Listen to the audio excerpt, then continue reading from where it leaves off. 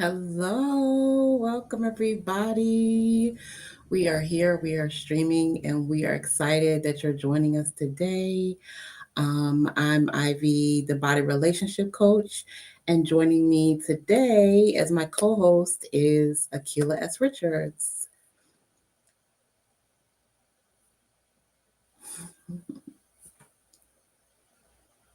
So good. So good to be here. Yes.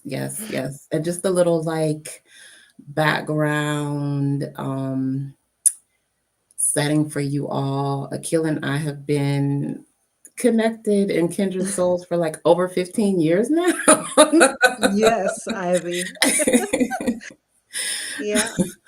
Seen So each we're other not through a lot of strangers. life. Yeah. Yes. Yeah. Yeah, we've been cultivating this energy and these tools for a while. Yeah. Yeah.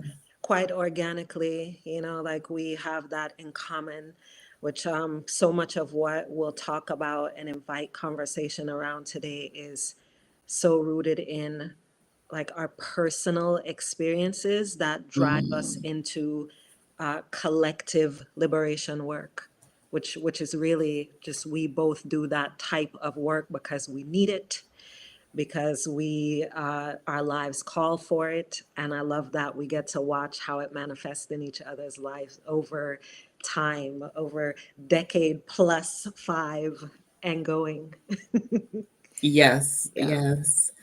So when originally we talked about this and collaborated on this, one of the things that came to mind for me was that I know that grief is something that is one of your offerings now, and I'd love to hear from you so that our viewers know a little bit more about you and what you do and why grief is one of the gifts that you're working helping people with right now. Yeah. Thank you for that. Hmm. Um, so I'll start with like about a week ago or whenever that was, Ivy, that we decided, yeah, we're going to do this and have this conversation. I, over the past few years, it's like I can't not notice where there is like untended grief. I can't not see where at the root, or sometimes right there on the fruit, very visible, of what somebody is moving through or what a community is moving through isn't grief. I just couldn't not see it once I began to see it. And my background is as an unschooling organizer, working with families, including my own, to move away from school centric living and a dependency on that particular this corner of the system called schooling, and including young people and teachers and all the different people involved in it. And so that's where my roots as an organizer really formed. And then as I moved through life and experiences and different communities, and my family was nomadic for a while as unschoolers, we lived in different countries, and I just began to have the emotional and communal resources to slow down from being a solopreneur over into focusing on things that weren't about money. And long story short, that led me to seminary, which I spent a year and a summer, and then transitioned into thanatology, which is the study of death, dying, and loss. And it's been probably a couple of years since I've gone down that road and doing hospice volunteering and working with the aging and just seeing how grief is so, it's such an important part of our mental health, our relationship to our body, and our collective liberation work, our grief literacy. Yeah. Yeah. And so with talking about what we're navigating right now as a people, we've been navigating this for a few years now in different forms, right? Yep. Um, One of the things that made me want to have this conversation is because we know that grief does show up in the body, right? I'm a full believer in taking a holistic perspective of life, and that means mental, emotional, physical, and spiritual, right? So I fully believe that what happens to us, when it comes to our emotional well-being and our mental well-being, that it also impacts our physical well-being. So my work is based around body relationship work, and that is the connection that we have with our body and how that impacts the rest of our well-being, right? And so hearing the call and following the nudge and seeing how things have been playing out in our society, in our world, in our communities, I knew that it was important for us to connect and just create a healing space where we could talk about, what we are feeling in our bodies, or maybe not noticing that we're feeling in our bodies, Yes. and the ways in which that is rippling out into the rest of our well-being and the other parts of our lives. Yes. And I'm so grateful for this conversation because right now, naming, we can go down the list of things that most of us are aware of before we even get to our personal experiences with grief, Mm, right? Like grief is such a commonly used word right now because we cannot deny the forms of collective grief that we're experiencing from the political sphere even before a week ago, with the newest US election, speaking in this US context, which is where I am. So a lot of what I'm saying will be from that limited context. Um, but that, and then of course, we know on a broader scale, all that has been happening in, when we talk about Gaza, when we talk about the Sudan, as we continue to learn things, it just, we are all grieving this sense of not being able to change what we know needs to be changed, right? And to feel in these moments like we want to do what we can, which includes sometimes numbing out and blocking out how we're actually feeling and how these experiences are being processed in our bodies and our immune systems and our relationships. Like, this is the time when, if we are not in community about what's going on, we don't do that holistic self-care and holistic communal care that you talk so much about, Ivy. Yeah. So, yeah. yeah, I love that you started out talking about the fact that it starts with sort of what we're experiencing right in our personal care, because a lot of times we do direct a lot of our energy and our attention externally, and we don't realize how what's going on internally is also impacting external, and vice versa, right? And Yes. so having that awareness alone can help us bring in more harmony into our lives. Yes, exactly. Exactly. Because I want to talk here, like, for folks who are watching and listening and tuning in because you were like, oh, it's a body awareness in times of grief. And this is Hmm. something that I know I'm experiencing this in my body, or or I suspect that, could it be possible that these things that are newer that are happening with my body are tied to what I'm experiencing in the world around me or in my closer circle, and I don't even realize it. That alone can not only be like a sense of relief in terms of our thinking brain, but also in the body, because sometimes the body, that's the body's alarm, Yep. right? To say, in your brain, you might be saying to people and thinking you're telling the truth that you're fine, but you look around in your environment and you feel into your body, and you're not sleeping even more than you tend to not sleep. You are irritable, you are breaking out, and it's not just the perimenopausal, hormonal breakouts. You are experiencing different aches and pains, and you're not realizing that it's tied to what you're seeing on social media each day, and don't have somewhere to process it because scrolling is not processing. So the Hmm. body is alarming us, which is why I'm like, your work now is so important, because we might not be able to fix or solve, because grief isn't fixable or solvable. Neither is everything we deal with in our body, but we can name Hmm. it. We can support ourselves and others as we experience it. We can put it in its place sometimes, Hmm. feel like, oh my God, I'm going crazy. It's like, no, you're grieving. Mm-hmm, mm-hmm. Yeah. Mm-hmm.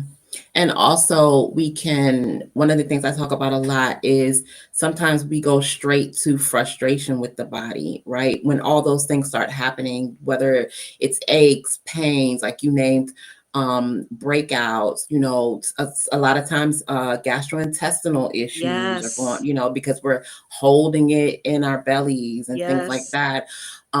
It can be tension in the neck and the body, back aches and things like that. And a lot of times the first thing we go to is frustration with the body. So, because it's sort of like, what is wrong with you? What are you doing? My body's getting on my nerves. Yep. I am passionate about saying sometimes, not always, but sometimes those things, like you said, are signals of the fact that we are carrying that stress or we are carrying that grief in our body and we are not processing it through the cells in our body, right? It's going in Yes. and it's staying there and it's seeping down into the cells and into the organs. Yes. And yeah. Yes. And it's stuck up here. Mm-hmm, We're mm-hmm, mm-hmm. reading think pieces, we're writing think pieces, Mm, we're here up. And one of the things that showed up for me recently, I've had the rich education of being part of several different types of grief circles over the past couple mm, of years. Yo, you want to talk about education? You want to talk about seeing folks in like the real, where you can't front like you're okay.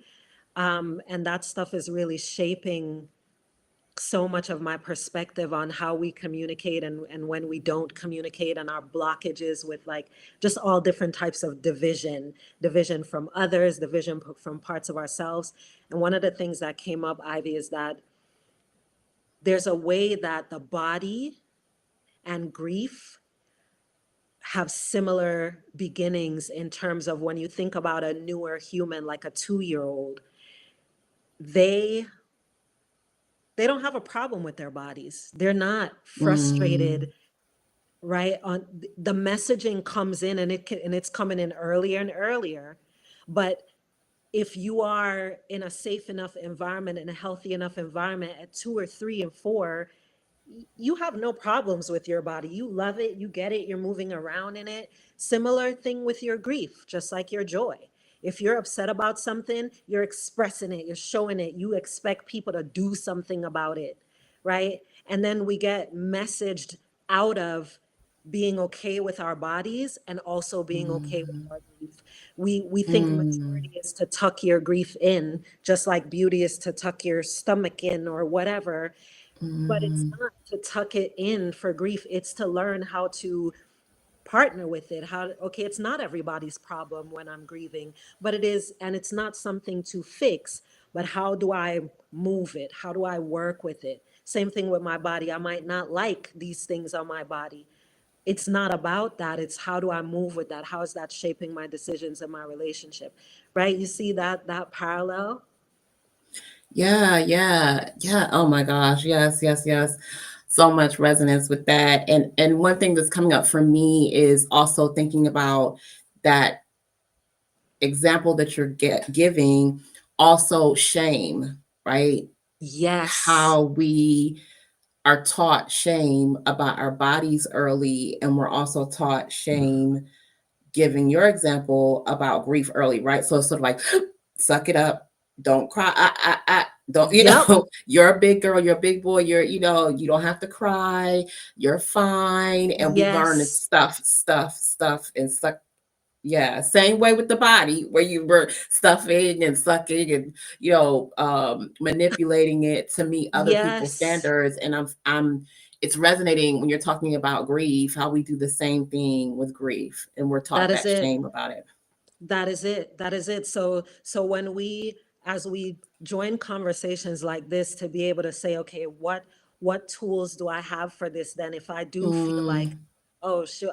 I am grieving. I am raging. That's one of the ways you can know grief is present. Anger. If you're Mm, feeling angry, like I've been in so many different conversations, particularly with Black women, as a result of this election and the mhm, diversity of feelings of frustration, about how the election went. And we, if there isn't a space to have the conversation about it and go beyond the rage, it's not enough. It has to move into the grief, mm, because the anger is evidence of the presence of grief. You mhm, are mhm, having a tantrum, understandably. And so what then will you do with that? So the what is the part about processing. That's why when you talk about body awareness, having tools, like I'm going to do a shameless plug for Oh. the body relationship journal. Oh my God, because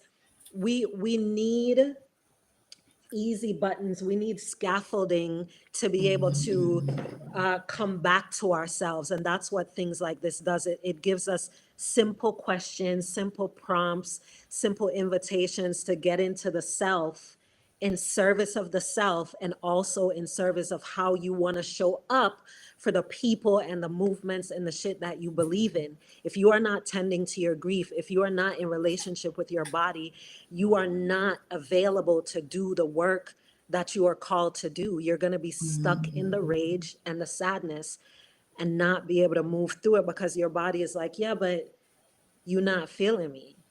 mm. Yeah. And how do we move out of the surface level, the things that are socially acceptable, the things that are even comfortable for us, and get past those things? When we talk about our connection with our body, when we talk about truly processing grief, how do we get past, right, those Yep. things that are at the surface? Yeah, the tuck in, put away, blah, blah, blah, the version of that. Yeah, I Yeah, love yeah, this yeah. question, because that's what I was talking with someone today at a coaching session earlier today, and we were having a similar conversation about getting, like, what do we do when we don't feel like we have enough time, or we don't feel like what are some of the easy things? And I was talking about how for me it's about being less digital, right, and more like Mhm, mhm, tapping into my tactile. Like I have my stones, like my rocks mhm, all around me.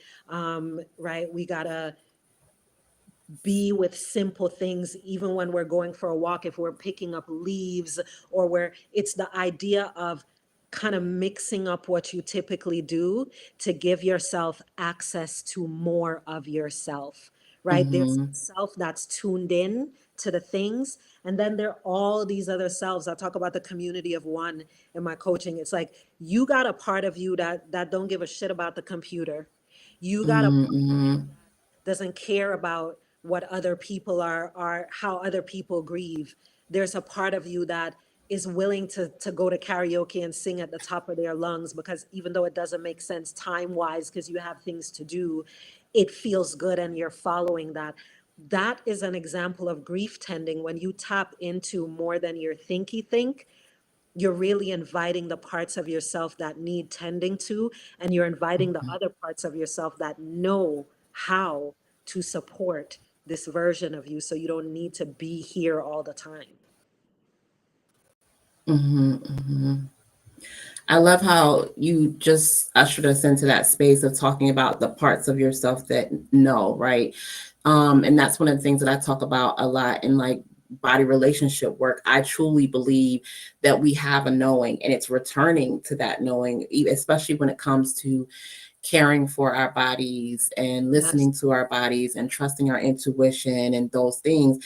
And so, again, parallel with grief and the body, it is really allowing ourselves to tap back into that knowing, and listening to what you're saying about how we can be so tuned into the external, which again, I have this conversation a lot about our relationship with our body Mm-hmm. as well, that you got to turn down the dial on the external, right? And turn up the dial on your internal and pay more attention to the things that are going on, within your body, within your mind, within your spirit. And that's really where you start to return to the knowing, Yes. right? Because as long as you're tuned into and tapped into everybody Yep. else's opinions, everybody else's um emotions, and sometimes we don't realize how tuned in we are, right? But if all day you're scrolling, or you're moving the mouse, and you spend so much time listening to everyone else, but you're only spending a fraction of that time listening to yourself,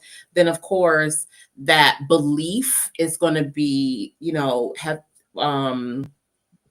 deeper, right, on the Yes. other end. But when you start spending more time with yourself, and you change the balance of it, Yes. right, and you spend more time with your own knowing, and you say, okay, I do know, right, start slowing down and listening. It's like, oh, I do understand, I am feeling these things, and it can be scary. And I think that's one of the things too that we can talk about, and I'd love to hear from you about that from a perspective of a person who specializes in grief. But sometimes it can be scary. We don't want to feel those feelings. So sometimes that's why we stay at the Yeah. surface, because those feelings are scary, they're unfamiliar, especially if we've done the stuffing and the Yep. numbing and the running away from Yep. that stuff for, a very long Yeah, time. totally. I everything you're saying, and shout out to Lou who's saying, yeah, we gotta sit in it, right?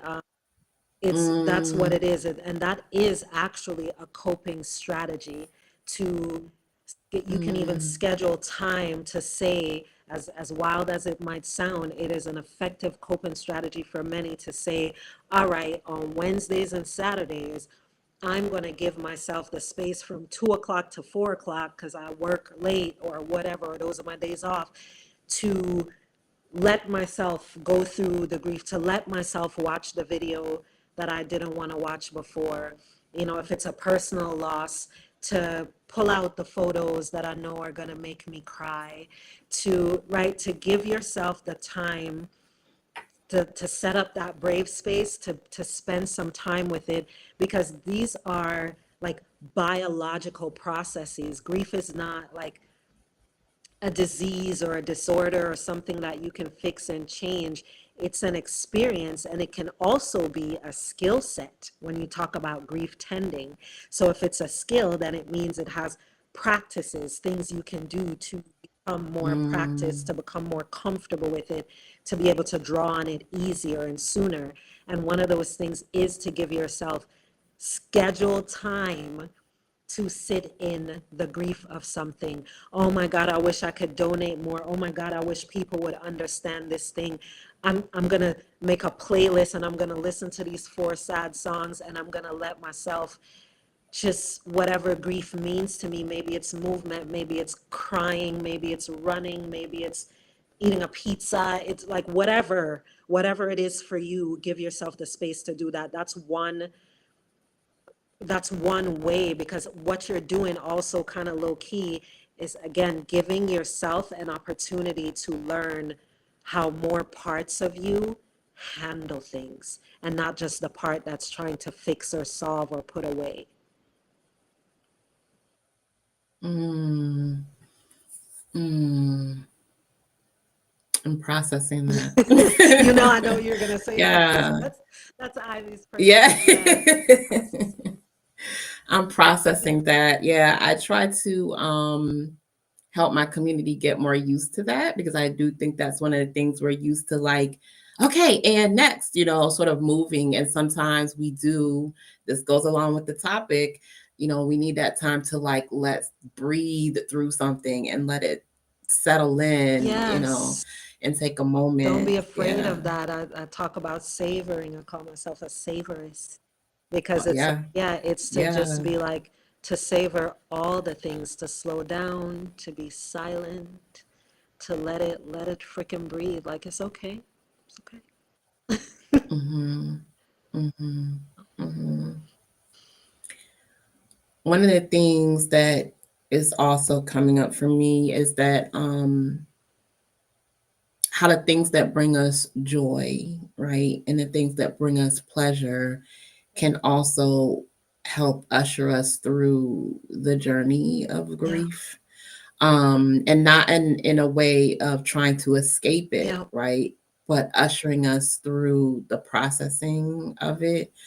um because a lot of times we think that those things are antipodal, Yep. right? Like, okay, well, joy and pleasure is over here, grief is over here, and never Yeah. the two shall meet. But it's like, no, they actually can walk hand They in do. hand with each Yeah. other. They go together Hmm. the same way. This my sister Hmm. Thea Monier, who talks a lot about joy.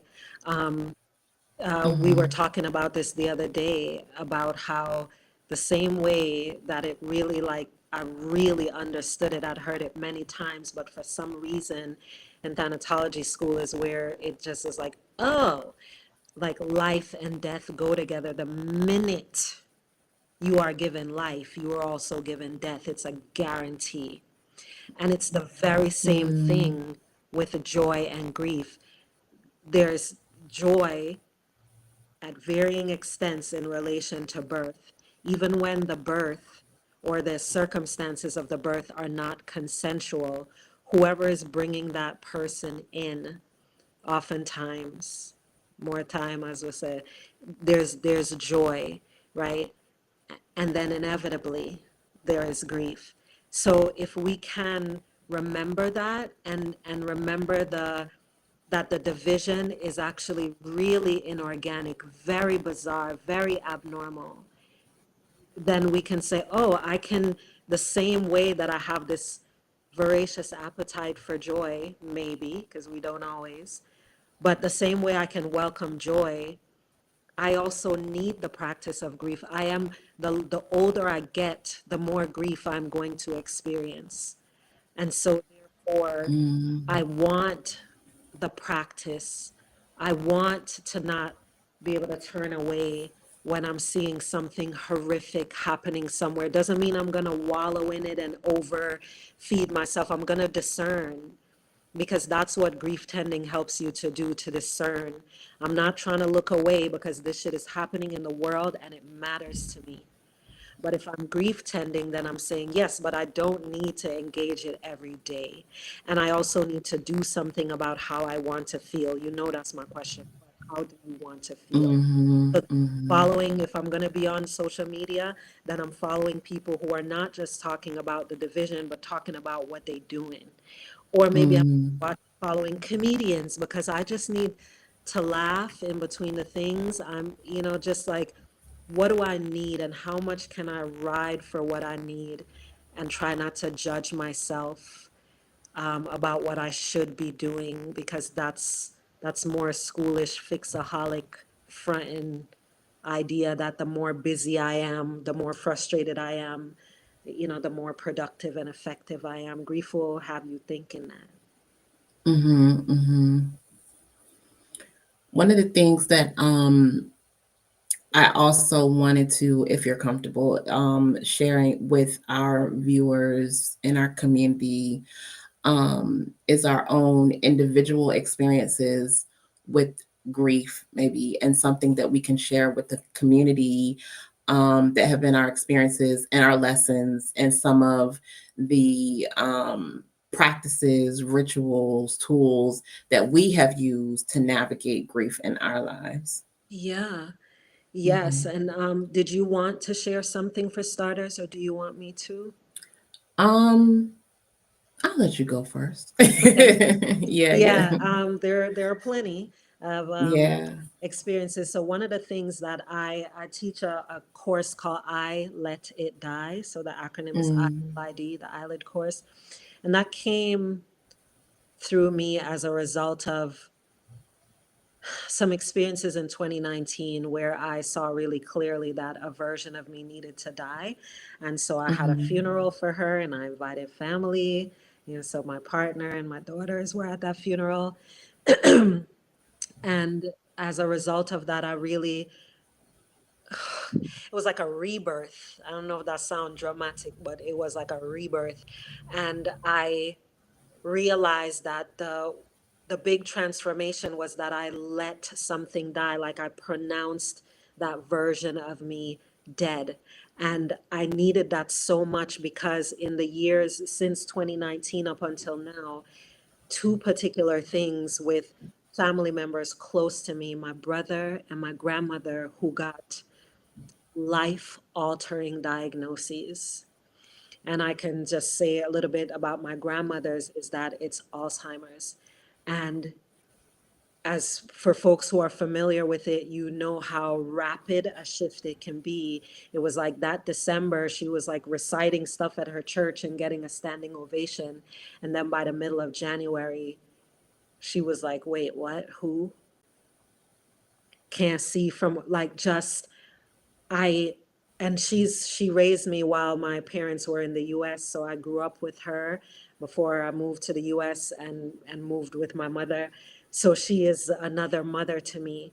And to watch her be conscious, because she has lots of moments of lucidity, to watch her experience herself diminish Mhm.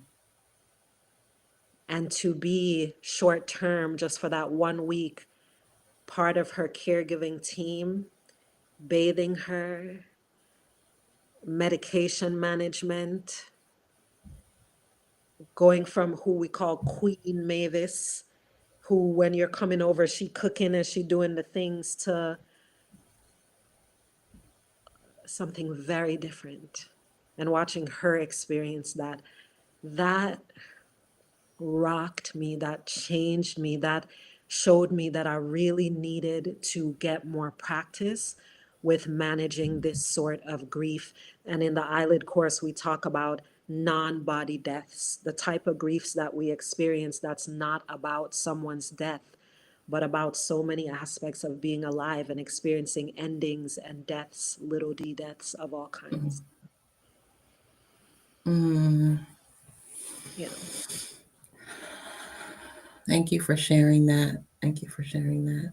I know that your grandmother is such a significant part of you and who you are and what you do, Yep. and in a lot of ways lives through you through your work. So, Thank you, Ivy. Yeah. mm. Yeah. What about you? For me, it was. I love that you gave language to this because it was actual experience of physical death, which for me was my grandmother. And then it was my own non-body death. That's the language that you gave to it, Yeah. correct? Yeah. So, my grandmother transitioned in 2020, I remember. and she and my grandfather have been there since the beginning. Like my mother even tells stories of when she was pregnant.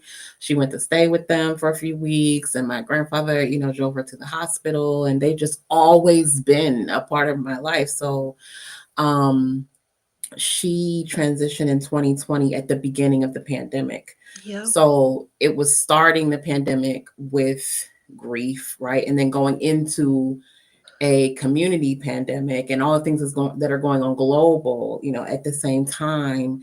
And just one thing that I realized in relation to what we're talking about tonight is that at that time, I felt like I didn't have time to grieve her because it was like all the things are going on.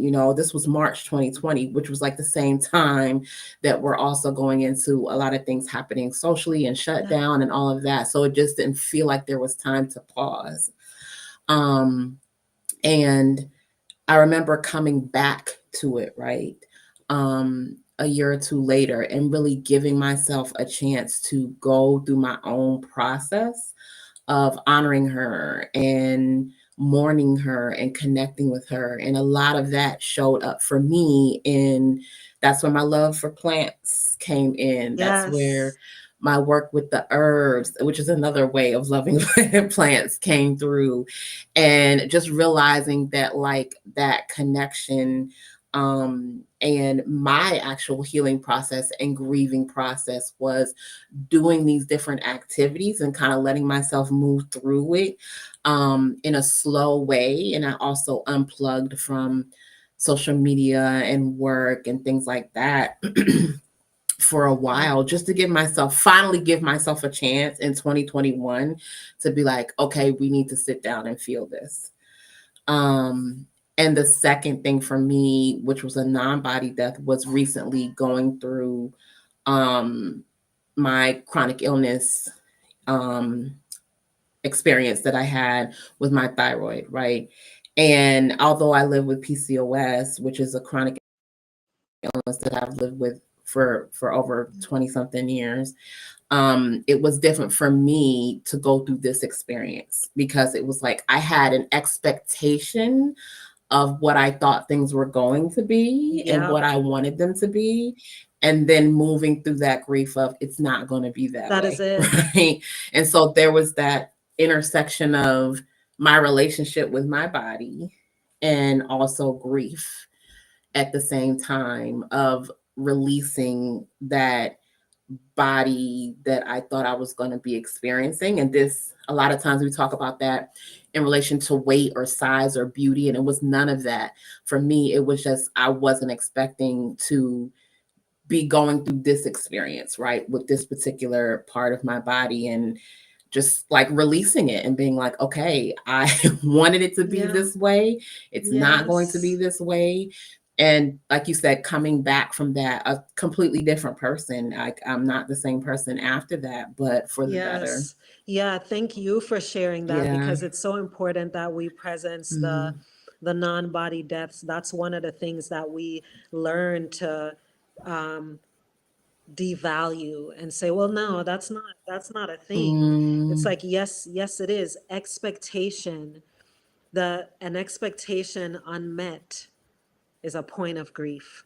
And it doesn't have to be big old G Mm-hmm. grief, but it's still, these things Mm-hmm. affect us. When you talk to folks in the medical fields, one of the in the medical field, one of the benefits of the stanatology school, because you know I'm Rockwood School, so if I'm there, then you know I needed to, and it was so incredible because we learned from a lot of basically like ER doctors and nurses and people who were like in the throes of when grieving is happening, while there's still all these other, and they're very aware Mm-hmm. biological, chemical and physical elements of grief. And really, if we don't tend to it, it's the body is immediately punished in so many ways. And the body has Mm-hmm. built in mechanisms, like even tears. One of the things that I learned is that we cry different, we have different types of tears. There's the one that's like an Yeah. irritant, like if you're chopping an onion or something. Mm-hmm. Um, and then there's just like regular moisture. And then the one from like weeping actually has things in it that are like endorphins, right? Like just these ways where Mm-hmm. it's like we are built just as we are built for aspects of joy. We are built actually Mm-hmm. to grieve. It's a type of digestion, if you will, right? It's a type of processing that is not something to be fixed. It is like a long-term partner that comes with the gift of life.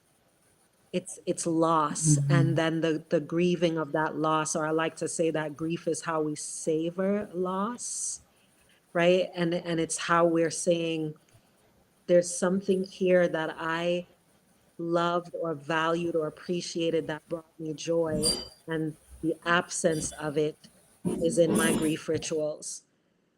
So we have to give ourselves the opportunity to, as you use the word, slow. And that's important. That is another strategy for coping with grief, to do whatever you do in your day slower. Just that simple thing invites again more of you. You'll notice what's comforting. You'll notice more easily when you get irritated, right? It's like slower means you're building in the pauses to be able to check in and discern, not just for yourself, but also for other people, to say, oh, yeah, so she told me about this thing. And because I'm not rushing, I'm realizing, I'm making the connection and thinking, oh, she might be grieving. Like, how much more compassion might we offer when we approach a thing like, yo, everybody in this room is grieving something right now. Not necessarily the death of a person, but maybe that, whether it's a person they know or not, but all these other unmet expectations, abrupt endings, endings that even needed to happen. All of those things are things that we need to make the time to grieve, to check in to see how it's affecting us. Did it feel like a hit, or is it not a big deal? Because it might feel like a hit and you didn't realize it. So you're taking that out on other things in your life.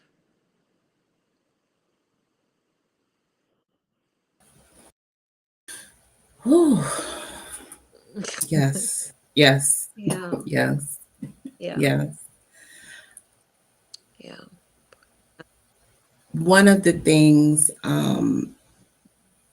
another thing that came up for me when you were talking about this is, and I think it also was an extension of what when we were talking about illness in the body and those things. And what I do remember for me was the loss of power, or the feeling of the loss of Mm, power, and how a lot of what was bringing up frustration and resistance was, I don't feel like I have any sort of power in this situation, right? I feel powerless.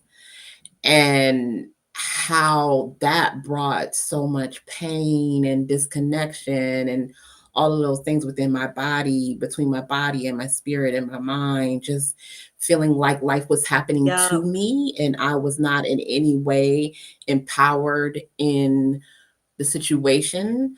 And in thinking about that, then there was this connection of like how we experience that in grief, right? And how the people who may be watching this might be experiencing that with what's going on in our world and in society and in the globe, and how that all comes together, that feeling of yeah. powerlessness and feeling disempowered around Yes, yes. grief. And I love what Lou is saying here too. It's like compassion for ourselves, and compassion for others, knowing others are also experiencing, yes, exactly, some kind of grief. Because to Hmm. exactly to Hmm. what you said, Ivy, it's like we're experiencing this in these ways, and having the experience in our bodies, and the knowledge of that, the knowing of that is the opportunity, again, not to fix it. When we talk about a healing space, we're not talking about healing from grief. We're talking about healing from unnecessary suffering, from not having the grief tending Hmm. skills. So an example of the body, I know for me, again, as somebody who is going through perimenopause, and being a black woman in a system that doesn't, the medical system doesn't really value women's bodies the same. Heard one doctor say women's bodies are treated like little men, in terms of like, not, they don't really have a lot of real knowledge about how our systems work, because they're a lot more complex than a male body. And then on top of that, I'm a black woman, so the very valid threats to the safety of my body inside of that system. So that sense of powerlessness, my recent experience with that is trying to figure out what's happening hormonally, and like, okay, do I need estrogen? Do I need progesterone? Should I be doing testosterone or DHEA? What does that even mean? How much do I, like, I've had to take the last 4 or 5 months to become, like a stage one hormones expert, and tracking all of the things, and reading about the menopause society and the menopause and the language, and finding a menopause certified doctor, and having my body at 47 do very different things that it did at even like 45, and having invisible illnesses that also impact what I could be diagnosed with and not, right? Like the level of endometriosis, the fibroid tumors that continue to plague, the fact that my uterine volume is like 3 times the normal. There are so many opportunities for me to feel like just, it doesn't even, I feel powerless. But as a grief Hmm. tender, Hmm. I'm able to check in with that and say, okay, I have days where I go in and I pull out all my hormone books. And then I have other days where don't even talk to me about any of that. I'm going to do it slow. I'm going to trust that what I know now is enough for now. I'm going to, just these are ways that we tend to grieve. We don't put it away. We say, what can I do from wherever, whatever I'm feeling now? And grief is not something that you can support in a wrong way. Whatever you do, grief tending is Mm-hmm. specific to the person. And you can be in any Mm-hmm. Mm-hmm. stage of grief at any time. It's not like this. It's like this. Yeah. Yeah. It's very, we keep, it's like this parallel again to our relationship with the body, right? Where it's like no two bodies are Hmm. are the same. And not even every day with the body is the Exactly. same, right? And I like to say all the time, it's like the thing that has saved me and I love to share with people is energy management, right? Like realizing what your energy is for that day, sometimes that moment, and then spending that energy in a way that serves you, right? And that's not going to be, you and I don't have the same energy. Me and The same myself don't energy have the in the same same energy every day, even in day. the same day, In the right? same, Yeah, like yes, I might start yes, out in one place yes. and then something very different happens. And it's just Hmm. this is why I go back to, like, like in a woman identifying body, and in terms of the things that we experience and how we are built in a certain way in terms of what our body actually does to process emotions. We Hmm. really, the sense of responsibility and care for the whole self must include understanding what happens to your specific body when you grieve, when you are Hmm. grieving, to understand that about yourself Hmm. by slowing down, by paying attention to when you're irritable. It doesn't have to be detailed tracking, just sporadic. If you journal, add to your journal those elements of, like, your mood or what's happening with your skin or your hair, because these are all the body's brilliant way of saying, hey, I don't want you to have to figure it all out. I'm going to give you a bunch of clues. Thank you, body, for holding me down like this, because I will overthink or underthink. I don't need to Google it. My hair is thinning.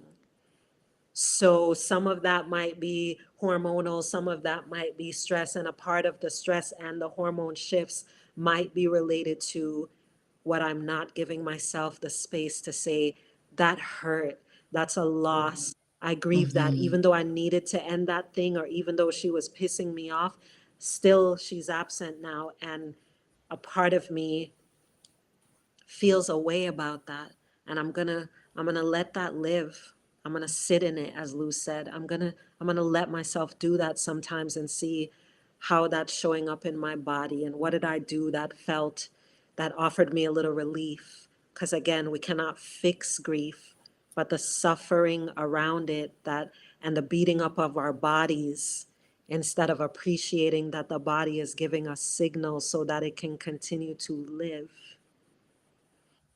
then we Hmm. can do it Hmm. different. It really is It is. that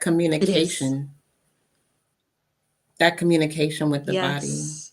And to trust it, right? Like, again, that's what we've been taught, that the body is like betraying us, because we didn't want this. And it's like, no, it is responding to what's happening in the environment, inner and outer, and it's doing its very best.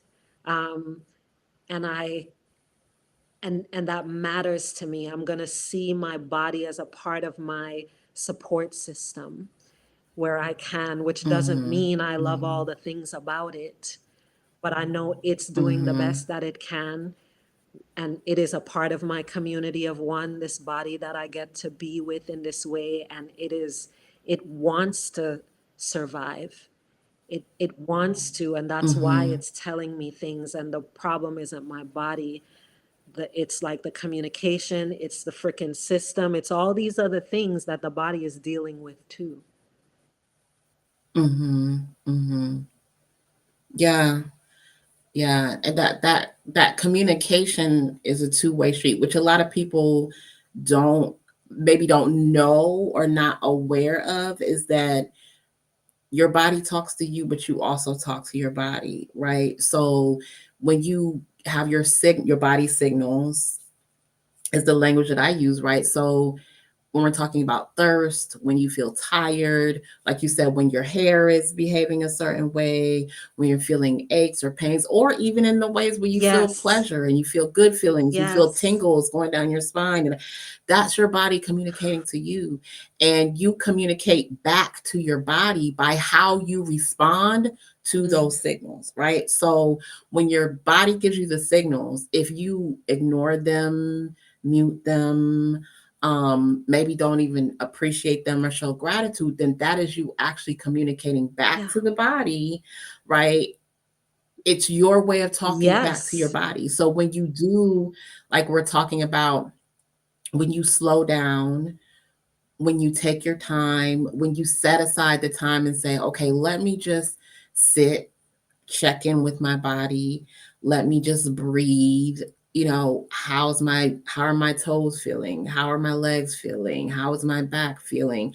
Those are times when you're taking an assessment of your body and you're listening for, are there any signals coming to me, because I've been really busy today, or I've been really busy this week, and I don't think I've checked in with my body. And a lot of times we don't do the check-in until the body's Exactly. screaming at us, Meanwhile, right? it's Which been is when doing we're this the like, whole time. It's been like, Akilah, yeah. Ivy, like it's been doing that because usually, right? I imagine this is you experience this often, and I know I experience this in coaching. That part is usually not mysterious. It's like, oh, where's it showing up in your body? Brrrah. Mm, Like we could just that part is usually not so mysterious. You absolutely have been feeling the mhm, nudge, mhm, but sometimes we put it away because we need to, real talk, in that moment. But the mhm, problem mhm, is mhm. we don't come back to it. And then not only do we not come back to it, Mm, it's like we beat ourselves up for having the symptoms of it, uh, right? Like yes, and yes. the body. And so it's like again, the magic, the freaking alchemy of being present with the body is like a portal for so much other type of mindfulness work, because it's like our body is craving the attention. Like, oh my God, finally, Mhm, right? I've seen so many memes like that and so many beautiful quotes about the body being relieved when we realize that we're in this mhm. mutual, we're in a conversation, like how Angelou talks about Yeah. prayer and meditation. It's like, yeah, the body's conversation Mhm, and yours to it, not just through food and all the other things that we hear about all the time, but how how we respond to what is happening. Even if I can't address the yeah. ache, I can say, which I literally do, I feel that my shoulder's doing that because I was lifting those stupid weights because I gotta lift weights now and blah blah blah blah. It's like a different conversation with the body is what we can do to slow ourselves down and to tap into how grief and how stress is affecting our bodies, and what can we do to be in a healthier, different relationship by communicating differently with our bodies. Like I will say to my body, okay, I'm gonna do this thing because I don't want to, but I know you can't do it if I don't do it. Like you need me to move my legs because I need to do the things and I need to stimulate the hormone and the right. Like I will have that conversation with my body and say, I'm doing this Mhm. for you. And for me, it helps. I write songs to my body. A lot of my coaching clients know this because I need to do that. It needs to be ritual. It needs to be ceremony in a sense Mhm, because that's what it takes, that mhm. radical level of attention and care for me to begin to normalize a healthier relationship and communication. That's what it takes. Yeah. Yeah. Yeah. I thought I was the only one who talked out loud to my body, But I'll, especially if it gets, my tummy gets to grump, because I'll be sitting here at the desk like tap tap tap tap tap tap, and my stomach gets to grump. I'm like, okay, Yes. I'm coming. I'm gonna give you some food. I will say it out Yes. loud, like, because I'm like, I know, Yes. it's happening. We're gonna go eat in Yes. just a second. Give me just a second, because it really is like, and I'm like, okay, we're gonna Yes. go And get it some food, matters. It and it, matters. because it's like acknowledging that connection, Yes. that Yes, relationship. and to push Yeah, back against, yeah. again, the stuff we talked about at the top of this, that othering of the body and the separation. It's like, no, this is a part of me. So if I'm gonna have a holistic Mhm. approach, then my communication isn't just Mhm. to my Mhm. doctors and to my, you know, whatever yoga. No, it's also to the versions of me. Yeah. Yeah. Yeah. Well, I know we're Hmm. getting ready to wrap up. I'd love to hear, I had a few things I wanted to share, and I'd love to hear if you had any tools that you'd like to give the audience that are your, like maybe any favorite go-tos of things that they can do that are Yeah. accessible practices that they can use to move through grief, to process grief through their body, or even just Yes, stress. absolutely. Easy, easy. If you're watching this, I know you have a level of internet access. So just going on YouTube and typing in how grief affects the body, that alone can send you down a beautiful rabbit hole of information that you can then really think about that for yourself, for the people that you are around, and what is happening. Because really, any little tool for awareness between your body and grief. So that's one resource that I would recommend. Um, and then I'm also on Instagram, Radical Selfie, slowly, surely talking a lot more about what I'm learning as a dedicated grief tender. Yeah. Thank you. For me, I definitely wanted to share, and I'll also, if you're not following me, please do make sure you get on my newsletter list. I send all kinds of tools, practices, rituals there. So I'll definitely be sending more to my community. But consider ancestral connection, storytelling, having dialogue and conversation with others. These are things that are just accessible, right? You don't have to spend a lot of money, you don't have to do a lot of schooling. Um, Moving that energy through your body through gentle movement or even joyful movement. And don't forget the value of just stillness, right? Because sometimes we talk about movement, doing this, talking, all that, but sometimes it can also be in stillness, especially if you tend to have that personality where you do a lot of movement all the time or you're busy all the time. Sometimes you need something different like stillness. Absolutely. So Yes, yes. we love having you all here with us this evening. And if you're watching the replay, how can people get in touch with you, So Akilah? I'm at Radical Selfie on Instagram, and Substack is my other current love. The Savor Complex, SAVOR, and also patreon.com/Akilah. I call that my church. That's where all the things that I do lives. And I also must say quickly, grief is not a solo job. Unlike so many other types of Hmm. work, the more isolated you want to be, the more you need to be in community so that you can process your grief. I had to say that part. Yes, yes. Communal healing and community connection. Yes, vital for grief tending, not a solo job. Hmm. Hmm. Hmm. I feel like that's why it was so important for us to get together tonight and today to do a community version Yeah, of this conversation. And sometimes it is just having the conversations, storytelling, which we also did, sharing this is what worked for me, this is what I'm experiencing, the other person, it's the yeah, reciprocity of it all. And there's so much healing and empowerment and clarity that shows up in those absolutely. That's spaces. how we do this get together, where they say where two or more are gathered. Right. We need it. Yeah. Yes. So thank y'all for being here. Thank you for those who are here right in this moment. And also people who are watching. It's beautiful that you're investing in your education around grief in your body, because you need that for how you can manage yourself safe enough, Yeah. Yes. And I also want to give gratitude and show love to Yes. Yesenia, who's helping us Thank do you, all of Yesenia. We our needed you. do all of our tech goodness in the background. And Yesenia, you can put your information up there. Also follow Yesenia.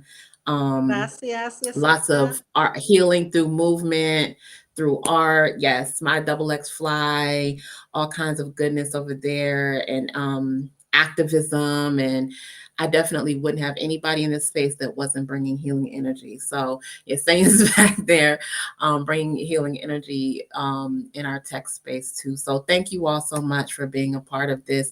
Be sure to check the description for all our offerings and gifts that we have for you, so you can also stay connected to our community and you don't have to do this Yes, alone. yes. Peace and love, y'all. Yes. Thank